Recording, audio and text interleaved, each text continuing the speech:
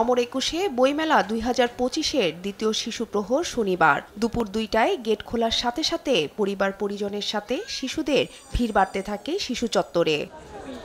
বইয়ের রাজ্যে ঘোরাফেরা আর কেনাকাটা করেই খুশি শিশুরা। তাদের আগ্রহ বেশি গল্প ছড়া কিংবা কমিক্সের বই কেনায়। বইমেলায় শিশুদের আনন্দকে রাঙিয়ে দিতে প্রতি বছরের মতো এবারও নানা রঙে সাজানো হয় শিশু চত্বরকে।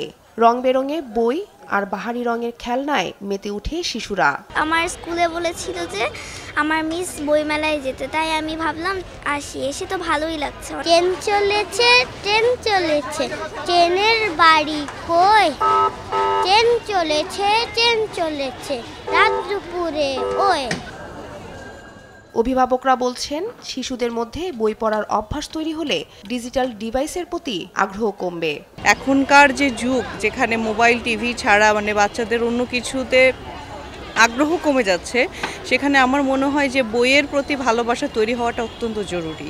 আমাদের তো এমনিতে আসতে হলে সন্ধ্যার পরে আসি বা অন্যান্য সময় বিভিন্ন সময় কাজের ফাঁকেও আসা হয়। বাচ্চাদের জন্য স্পেশালি আজকে আসা। ওরা তো বই দেখছে, পড়ছে, কিছু কিছু বই তাদের লিস্টে আছে, সেগুলো কিনবে।